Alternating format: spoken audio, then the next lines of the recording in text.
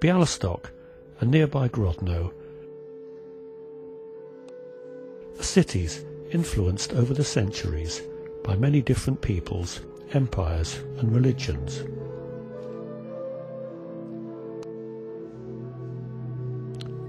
But within this diversity, a Jewish presence was unmistakable.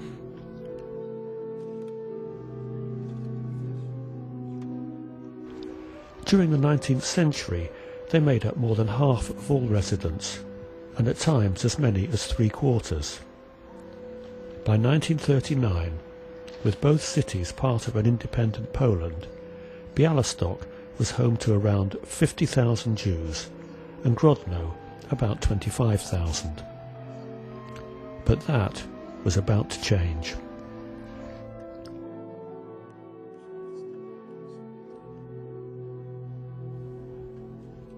Invaded first by the Soviet Union, both cities were occupied by Nazi Germany in August 1941.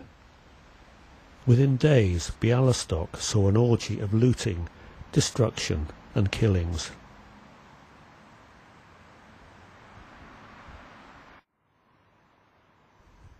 The Great Synagogue was burnt.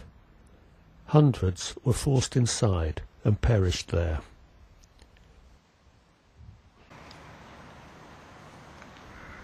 Today, this is all that remains. A few weeks later, a ghetto was established, surrounded by a fence.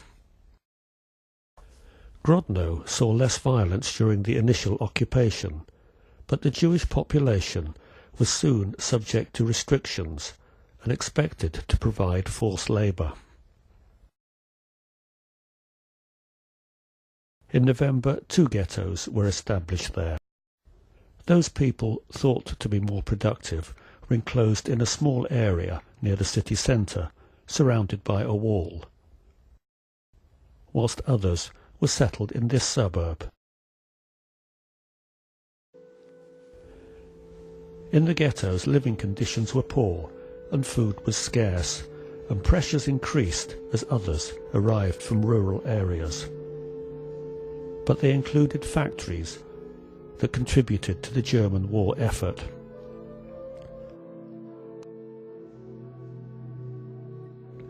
Many factories in Bialystok were located near the river Biala. The employment there helped to create the hope that by working, people might survive.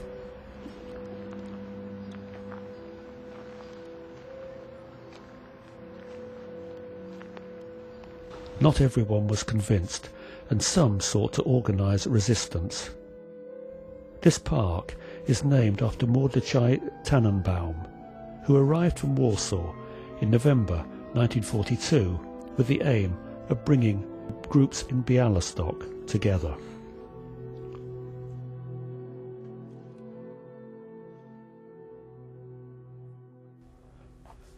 By early 1942, there was an underground resistance and defence movement here in Grodno. It forged documents to help people escape, but it failed in its plans to assassinate some of the executioners. It could do nothing to stop the first major action or clearance in November, when over 1,000 people were removed. The following January, another 11,000 people were taken away, and most of those left were sent to Bialystok in May 1943.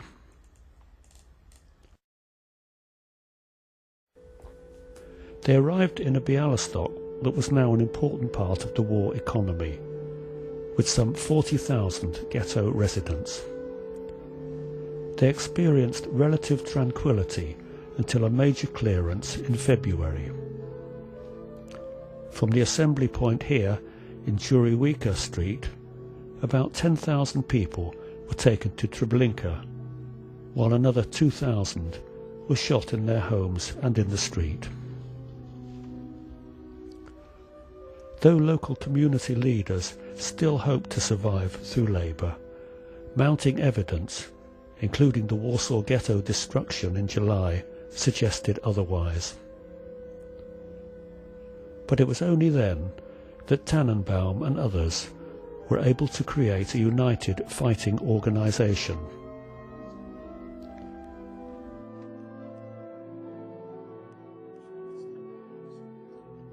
They had no warning of the final clearance, but as many thousands assembled to be taken away that August, several hundred others, now armed, planned to fight, break out of the ghetto and escape to the surrounding forests.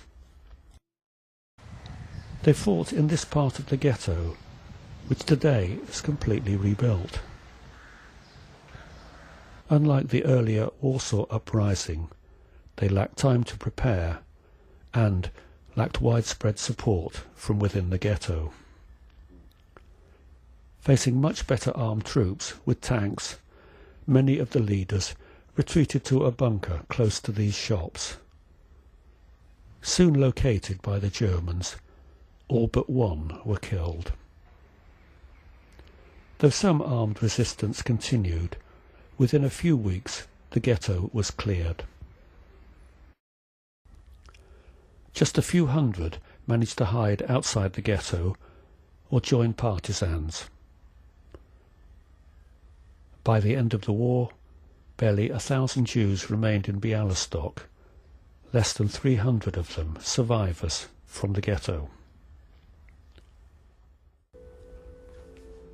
Within a year of Grodno being declared free of Jews, it was back in Soviet hands.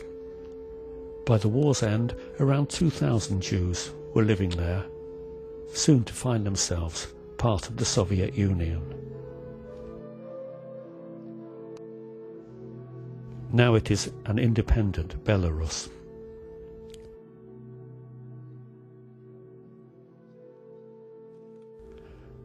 Remarkably, the main synagogue in Grodno survived,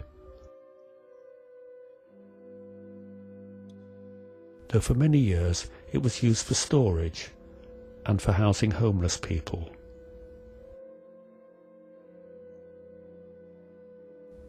Now returned to the Jewish community, it is a museum and holds educational exhibitions.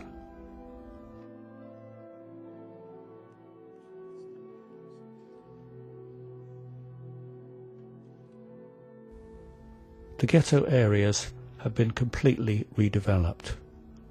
One of its boundaries was here along what is now called Soviet Street.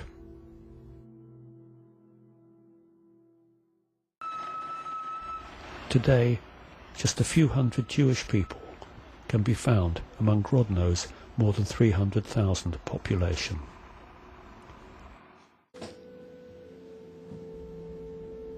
Bialystok remained in Poland, now part of the European Union.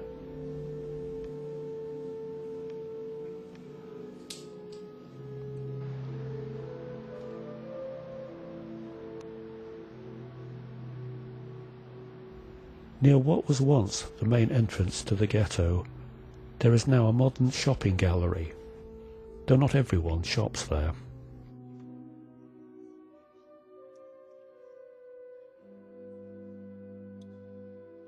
Tourists can follow religious and multicultural trails.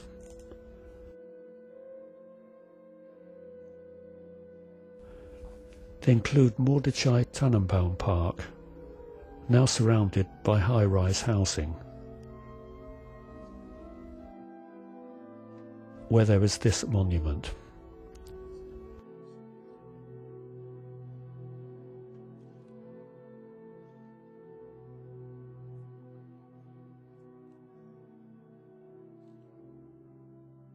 Nearby is this gallery, one of only 3 synagogue buildings to survive out of 60.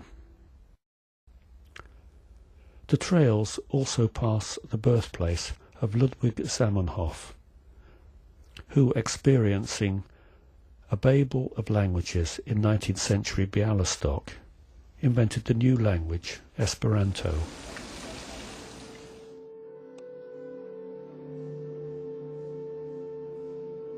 But among the 300,000 Bialystok residents of today, there are but a few hundred Jewish people.